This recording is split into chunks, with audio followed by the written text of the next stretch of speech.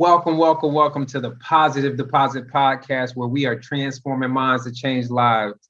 I am your host, Presley Nelson Jr., and I have a special guest, a special doctor in the building, none other than Dr. Chester Charles. Dr. Charles is a native of Louisiana, and he was at Shaw University, majored in speech pathology and audiology, and received numerous awards, and even played a little football. It seems like, had some success over there in winning the Pioneer Championship football team. We're going to talk about that. He graduated a doctorate in audiology from Texas Tech. Yo, man, you got some accolades, man. Like, we wasn't playing in 2011, and he has been an audiologist for most of his career, which is around over 10 years. And currently resides in the H-Town, Houston, Texas area. So without further ado, we have Dr. Chester Charles. Welcome to the show, man. How you feeling? Thank you, sir. I'm feeling good, man. Appreciate you having me. No problem. I see you got that Shaw, University hoodie yes, on, sir. Actually crew neck. So now welcome to the show. Well, let's jump right into it, man. I just wanted to have this candid conversation. Positive Deposits is a nonprofit that supports cancer survivors and recently diagnosed patients and even families. And so it was, I had your little brother on the show, and his story was so amazing, man. He's a special dude. And so you were probably right after, reached out, was like, yo, I watched the podcast, and I was like, well, what do you do? And you told me about that, and it was interesting because I never knew how important hearing is and how some of the medicines, affect cancer patients and things of that nature. So, let's jump right into it. When did you, first encounter cancer?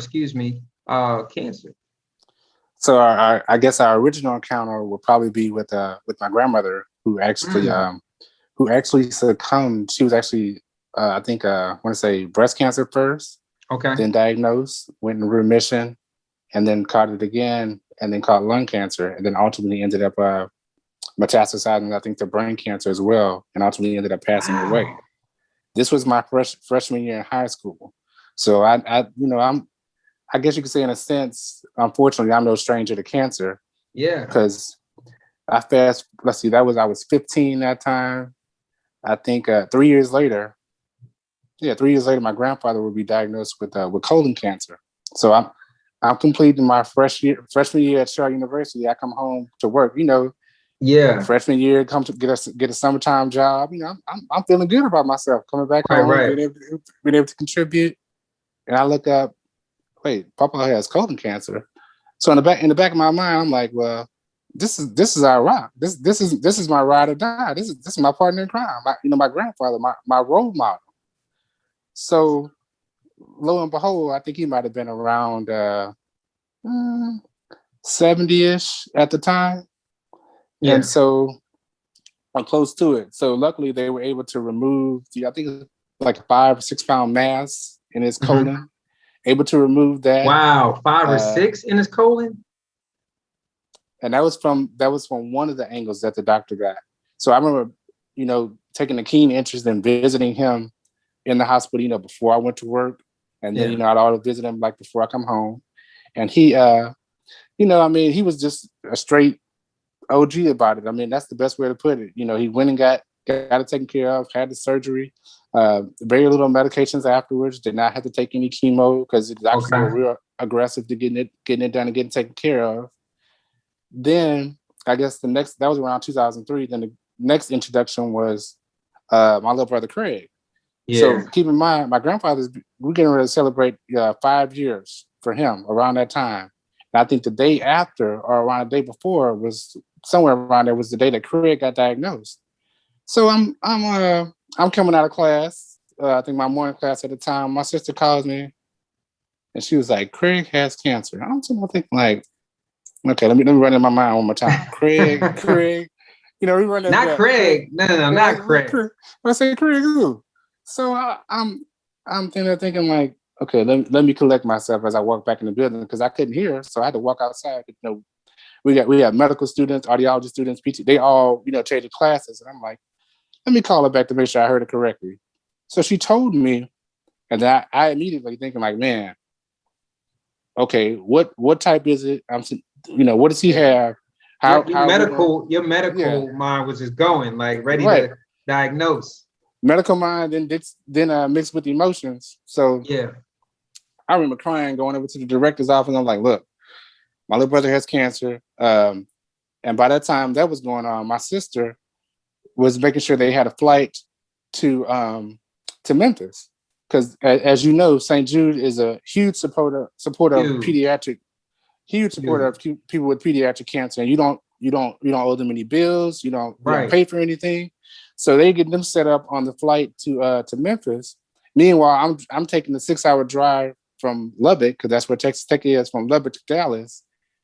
And I get a flight from Dallas to Memphis. And I get to spend the first 2 weeks of Craig's cancer treatment with him at St. Jude. Wow. So that was my quote unquote formal introduction to cancer. So my mom and I are discussing treatment protocols. I'm seeing the kids at St. Jude, some, hey, with a greater outlook than others, depending upon the type of cancer that they have. Parents coming in, just sitting there like, getting ready to get their essentially marching orders, getting ready to get their treatment protocol, figure out which clinic or they need to head to for the day. And basically, getting the layout of the land. Yeah. So I got to spend 2 weeks with him in that regard. And baby girl want to be in the interview. Oh yeah, my kids, man, they just got in from school. So have a seat, man. Go have a seat. So basically, that was my informal introduction into cancer. So I'm looking at how all this stuff works, getting a bird's eye view for 2 weeks, and then I go back to school, and in my mind I'm like, okay, that was my introduction. Let me check on Craig and see how things are going. So let me keep up with my mom since she's basically holding it down. Yeah. Until he gets the next transition in his treatment phase. Wow. Man, so you're in school. You're already, and then before that, before that, you're already, your grandmother, and so that you already know, my grandmother passed of colon cancer, and so I already know how that even. Just hearing the news of when I heard about the news, I already was like, this is crazy. But then now being the older brother and now your younger brother is going through this and you in school, you're just like, what is going on? So did those experiences prior to, and then obviously recent, fuel the fire while you were in school, to try to, use what you're learning to try to help cancer? And if so, how did you, what changed? Honestly, in grad school, this is no lie, or like the young people say today, no cap. Basically, that was my finest semester in grad school. I ended up graduating with honors, but that semester, I was just like, I have to do this for Craig. Like I have to show him as the older brother that I'm going to be able to control my situation enough to be able to allow myself to be there for him, give him constant encouragement, build my mom up, when she's weak, when she's tired, when she's sitting there, day in and day out, watching him go through what he goes through. So that was kind of the impetus of letting me know, hey, look, you know what? Go ahead and focus on what you have to do, but make sure you can also balance your time to be there for your family. So that put me into like a different mindset, like a different mode. And then I think it might have been, to kind of answer the latter part of your question, it might have been probably 2 years later when I was taking a pharmacology class and we started learning about some of these drugs that had been on my brother's protocol. And I'm sitting there thinking like, my mama said he took that. Yeah, he took that too.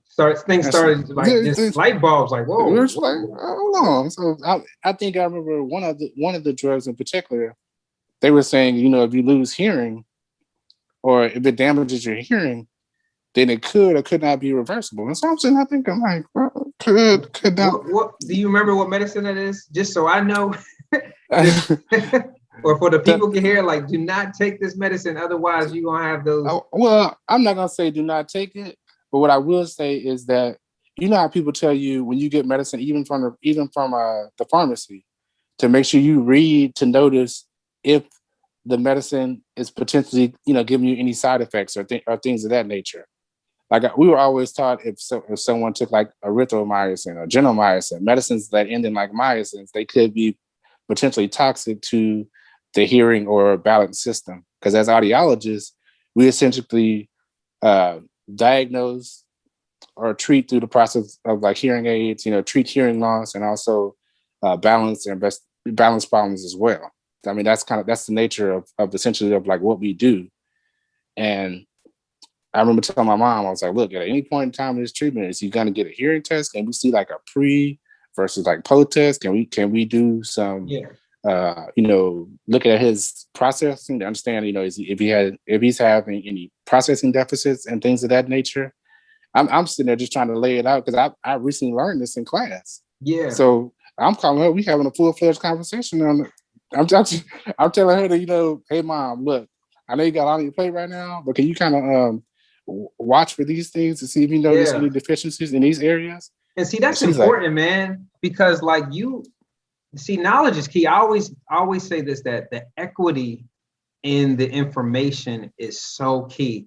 And a lot of the Black and brown communities don't have that access. Like your mom had the ability to say, hey, well, tell me a little bit more. And we don't educate ourselves, or we don't take out the time to actually learn about these medications. So I'm so glad. That's a blessing, man. That's a blessing. That's a good point. But I also think, and I'm not gonna lie to anybody, especially with the generation that's with the pediatric generation, the adult generation, geriatric generation, life itself is paramount to trouble hearing or difficulty hearing, because it's like, okay, well, I can get through that. I'll just tell people to keep repeating. I'll tell them to speak louder. Right. But that's our way of compensating. We become accustomed to that.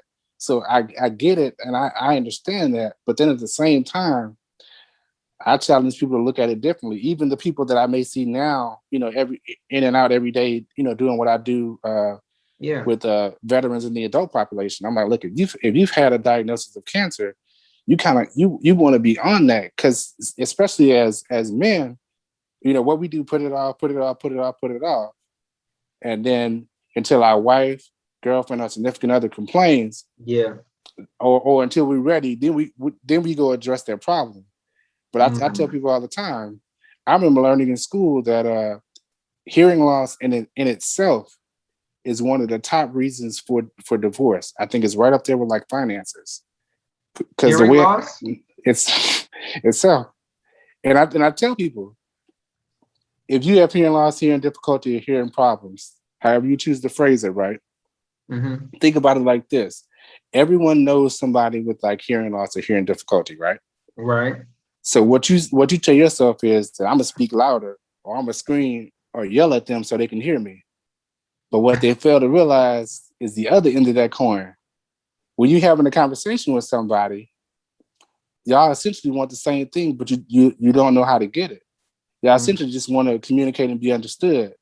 But instead, you get the opposite effect of it being like a ping pong. You frustrated, he's screaming at me, I can't hear him. And before you know it, you have a full-fledged argument. Dr. Charles is dropping, he done dropping that marital advice. Hey, we could talk about brothers, that too. Brothers, y'all need to replay that one, because he definitely just dropped that. You lose your hearing, you can't even communicate right. Right. And I tell, especially the older population, I say, look, man, remember when you were dating your significant other? Because especially if you got about 20, 30, 40 years in the game, y'all older at that point. So we all know things don't work as well as they did when you probably first started meeting. Right. So I was like, instead of you getting mad at your wife, or instead of your wife getting mad at you, just grab her by the hand, pull her to the side, give her that attention that she wants. Yeah. Make sure it's in good lighting, though. And get your body Yeah. positioned to receive the message. Because you position to receive the message, that's half the battle right there. Yeah. But instead of you saying, "Hey, can you repeat that? How about you try this?" All right, yeah, sweetheart. I got the first part of what you said. I just didn't get the last part. You see how I basically said the same thing, but the other one was a lot more It's a inviting. different approach. It's a different Yeah, approach. a lot more inviting. Kind of, save you some sleepless nights where you sleep on the sofa and she's sleeping. Nah, I'm gonna have to put that in the vault. I'm gonna have to put that in the vault. Yeah. Yeah. And so so you finish school, and then now you're in the field, and you're doing the work that you're doing. What has in the field and the experience with cancer survivors, how has that touched you? How has it have made it a difference, knowing the history that you've already experienced, but actually being able to make impact? Well, the way I look at it, it's kind of like, man, I carry my history with me everywhere I go. You see, I have this Shaw shirt on today because I let everybody know. I should have worn my Howard. If I would have known, this would have been an HBCU party. You're right. And like I tell Craig, I said, look, a lot of people don't know that Shaw was one of the first schools, I think the first school for the first 4-year medical program in the country. Yeah. And we talking about like back in the early 1900s. And I tell them, I said, your history is like your foundation. You carry that everywhere you go. So the way I look at it, I carry my past experiences of things that have happened to me personally and also family and friends that I know. And I try to take each situation that I'm encountering with, dealing with various patients, and try to tailor that situation. We know some words of wisdom before they leave that appointment. Like when it comes to cancer, and I see that on the sheet, I'm like, okay, did you recently have cancer? Did you recently get diagnosed with cancer? Did you just come off of cancer? Have you been cleared? Are you in remission? Are you still taking medicine? Or where are you at in this process? Just to kind of give them some things to kind of potentially look out for or be aware of. Because I mean, at the end of the day, like you said, knowledge is key, and I'm only doing that because I take a genuine care and concern for everyone I see, but especially those that have been diagnosed with cancer, because I've seen the highs and lows. Now, when you interact with these patients, are they receptive, or some people kind of like say, stay in your lane? I had a guy tell me yesterday, he was like, well, no, I think I'm all right. You know what? You might be all right, because guess what? You really weren't paying attention to it before I mentioned it. Yeah. But at the end of the day, it's kind of like, I'm content with, informing you of that, because it could potentially affect the test that we're about to do. Yeah. Or it could be something that you could tell your wife, your family member, your spouse. It could be some information that you can pass on to somebody else. Yeah, yeah. So let me ask you, let's go into your profession a little bit. How often should you get your ears checked? Because we only do it like when we have to, right? So, and I'm just wondering, because that's your specialty, but it's important that we can hear. I tell you, I put it to you like this: being able to hear is one thing, because when I look at a hearing test, that gives me a general idea of whether a person can hear or not. Mm-hmm. But being able to hear and understand is totally different. Mm. And the way I look at it, I think 40 and older should be at least once a year. Okay. Just to kind of know where you are. Anything under 40, I think it goes by your job or occupation or recreational activities. Like if you're around, for example, since I'm dealing with prior military, if you're a hunter, or I even told a guy this yesterday, a lot of these music artists or music producers, you don't take time to consider the volume of that music that you're performing around, right? So if you were smart, I would probably get my hearing tested before, especially if I'm a manager, a producer, managing artist, because I don't want to come out on the wrong side of a situation that could have possibly been prevented. Yeah, yeah, yeah, yeah. Well, that's interesting, and I'll definitely let my dad know he need to check his hearing, man, Oh because yeah. he's 71. I'm like, man, sometimes you don't even listen to what I'm talking about, and so, but no, that's good. Being older sibling, and even now to this day, how does it still affect you? Do you still think about it at times when it comes to obviously your little brother or just some of the patients, like what how does that make you feel? Because you experienced it close knit, and that's different from being an outsider. And so for those folks that are listening and they are a family member, that may be away from at school and they find out the news, or be in the house or in the area or in their profession, what would you say to them as far as being more aware, or how should they move around those type of individuals? The way I look at it is that recognize that they're dealing with something greater than themselves. Yeah. And that the disease process, or if you want to get technical about it, the virus process, because cancer, that's what it is, a virus. Yeah.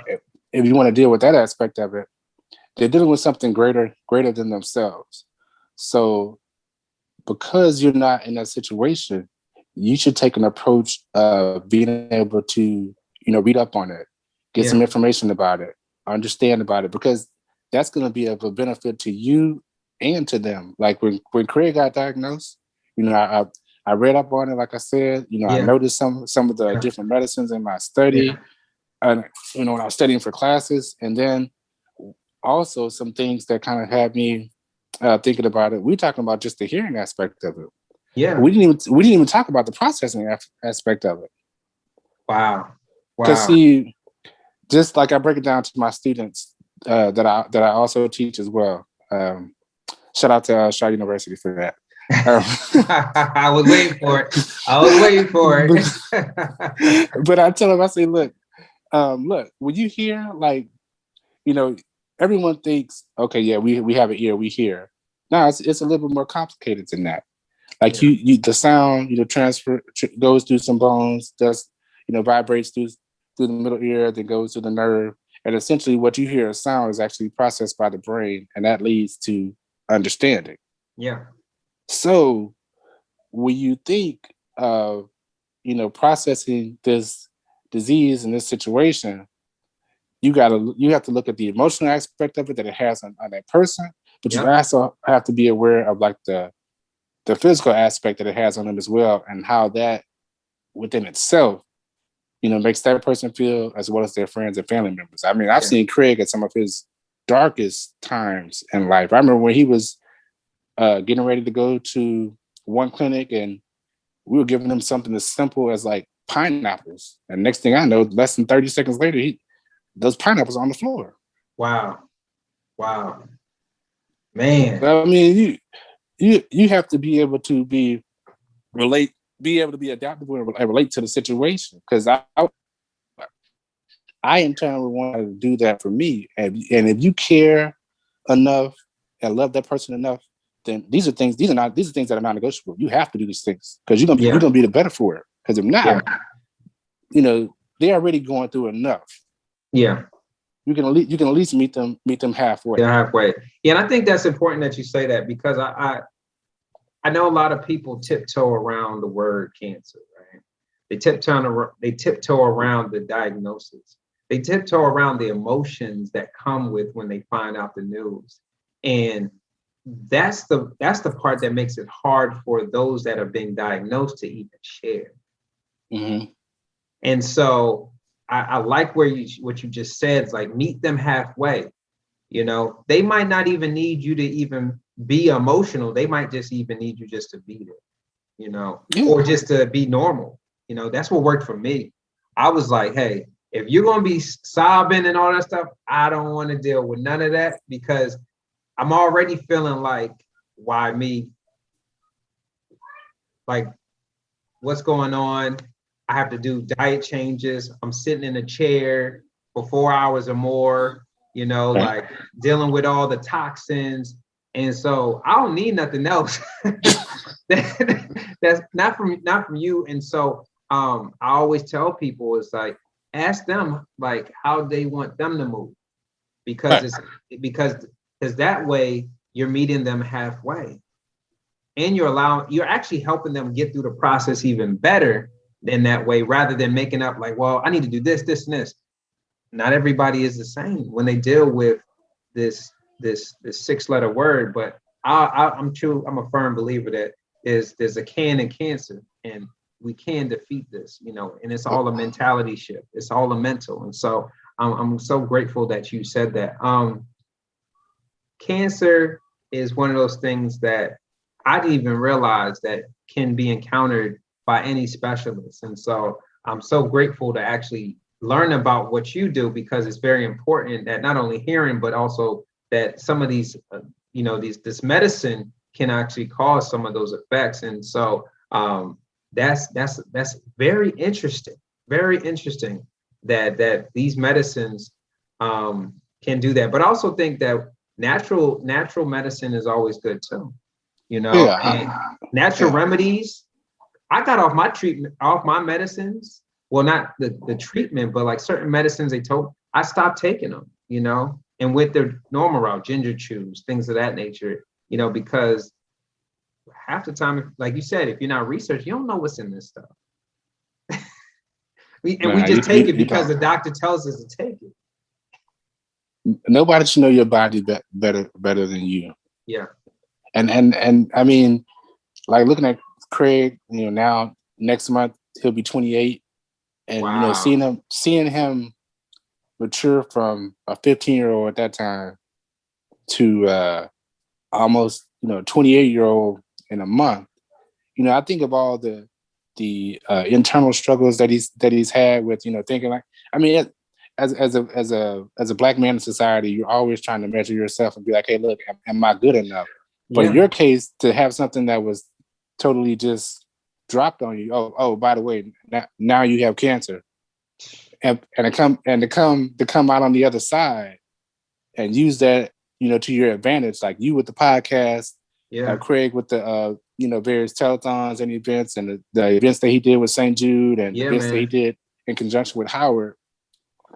I told Craig, I told him last week, I said, Craig, we had a conversation about arrogance versus confidence. And I told him, I said, debate. Let me tell you how we ended that debate real quick. I said, Craig, I say, knowing, what through God, what you've been able to overcome, right? I say, knowing what you've been able to overcome and the things that you've been able to accomplish in such a short amount of time. I said, for anybody to be on the outside looking in and to be able to tell you that you're arrogant because of their insecurities, don't understand how your confidence was pruned to where it is today. And I told him that, I said, I want you to say it just like that too. So that way you don't ever have to walk around in life and feel like you should belittle yourself from somebody else's insecurities. Yeah. Man, that was powerful.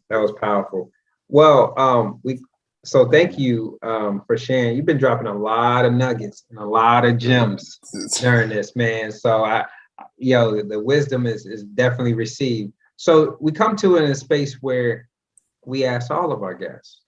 We need 3 positive deposits, man.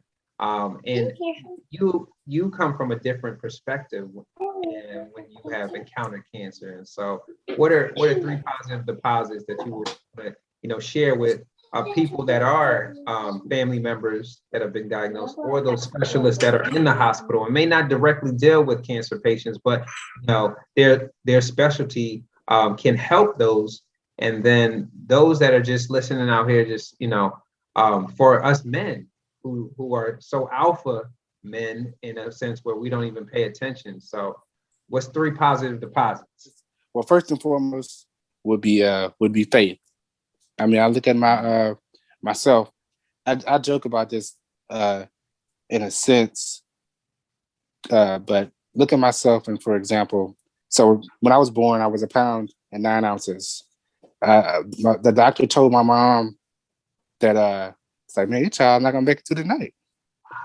So I'll be 36 in about a month. My birthday is a couple days after Craig. So I wake up and I'm like, you know what?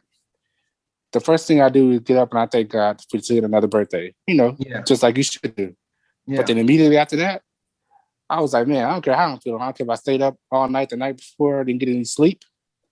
And I tell myself, man, it feels good to essentially make somebody out to be a liar year after year. Yeah. Because see, you can't put a limit on faith. No, you can't.